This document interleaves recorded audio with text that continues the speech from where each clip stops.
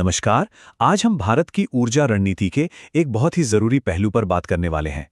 ये एक ऐसा विषय है जो न सिर्फ देश के भविष्य के लिए अहम है, बल्कि सिविल सेवा परीक्षा की तैयारी करने वालों के लिए भी इसे समझना बेहद जरूरी है। जी हाँ, हम बात कर रहे हैं भारत के महत्वाकांक्षी लघु जल विद्युत मिशन के बारे में। चलिए देखते हैं कि आज हम क्या-क्या समझने वाले हैं। सबसे पहले हम इस नई राष्ट्रीय नीति को देखेंगे। इसके बाद हम ये जानेंगे कि भारत के पास इस क्षेत्र में कितनी क्षमता है जिसका इस्तेमाल अभी तक हुआ ही नहीं है। फिर हम रन ऑफ द रिवर तकनीक को समझेंगे जो इस पूरे मिशन की जान है। और आखिर में हम ये देखेंगे कि ये मिशन सिर्फ बिजली बनाने से आगे बढ़कर देश के विकास में और कैसे मदद करेगा। तो चलिए सबसे पहले इस मिशन के आकार को समझते हैं। केंद्रीय मंत्रिमंडल ने इस योजना के लिए 2584.60 करोड़ रुपए मंजूर किए हैं। ये एक बड़ी रकम है और इससे पता चलता है कि सरकार इस पहल को लेकर कितनी गंभीर है। इस नीति का जो आधिकारिक नाम है वो है लघु जल विद्युत विकास योजना और इसकी समय सीमा भी तय है 2026 से लेकर 2031 तक। मतलब इसे लागू करने के लिए एक पूरा रोड मैप तैयार है। तो चलिए अब अपने पहले हिस्से में चलते हैं। यहाँ हम इस सरकारी पहल के मकसद और इसके बड़े लक्ष्यों को थोड़ा और गहराई से समझेंगे। यहाँ दो सबसे जरूरी आंकड़े हैं जिन्हें याद रखना परीक्षा के लिहाज से भी बहुत जरूरी है। पहला वित्तीय परिव्यय जो कि लगभग 2585 करोड़ रुपए है और दूसरा इसका लक्ष्य जो कि 1500 मेगावाट अतिरिक्त बिजली पैदा करना है। लेकिन सवाल उठता है कि इस नई योजना की आखिर जरूरत ही क्यों पड़ी। तो अब हम यही समझने की कोशिश करेंगे कि वो कौन सी बड़ी वजह है जिसने इस मिशन को जन्म दिया।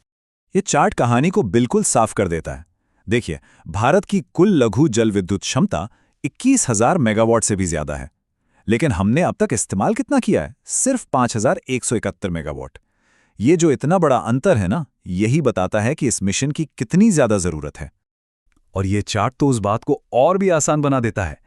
भारत की लगभग 3/4 यानी 75% से भी ज्यादा छोटी पन बिजली क्षमता का इस्तेमाल हुआ ही नहीं है। सोचिए इस क्षेत्र में विकास की कितनी बड़ी गुंजाइश है। चलिए अब क्या और क्यों से आगे बढ़कर कैसे पर आते हैं। आखिर वो कौन सी तकनीक है जो इस पूरी योजना को न सिर्फ मुमकिन बना रही है बल्कि टिकाऊ भी बना रही है। इस तकनीक का नाम है रन ऑफ द रिवर। इसकी परिभाषा को समझना बहुत जरूरी है। देखिए, इसमें बड़े बड़े बांध बनाकर पानी नहीं रोका जाता, बल्कि ये नदी के कुदरती बहाव का ही इस्तेमाल करके बिजली बनाती है। पानी का भंडारण ना के बराबर होता है और इसी वजह से इसका पर्यावरण पर असर भी बहुत कम पड़ता है। और ये काम कैसे करता है? बहुत ही सरल तरीके से।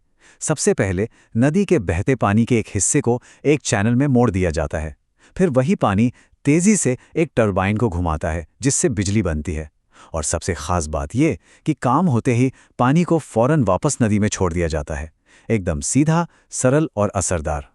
इस तकनीक के फायदे कमाल के हैं। कोई बड़ा बांध नहीं तो लोगों को अपनी जगह से हटाने की कोई समस्या नहीं। पर्यावरण पर भी असर बहुत ही कम होता है। और एक बहुत बड़ा फायदा ये है कि ये सौर और पवन ऊर्जा की तरह मौसम पर निर्भर नहीं है। ये 24 घंटे 7 दिन लगातार बिजली दे सकती है। तो अब अगले पड़ाव पर चलते हैं और ये देखते हैं कि ये योजना सिर्फ बिजली बनाने तक ही सीमित नहीं है, बल्कि इसका समाज और अर्थव्यवस्था पर भी गहरा असर पड़ने वाला है। इस योजना का एक बहुत बड़ा फायदा है रोजगार। एक अनुमान के मुताबिक इससे 51 लाख मानव दिवस का रोजगार पैदा होगा।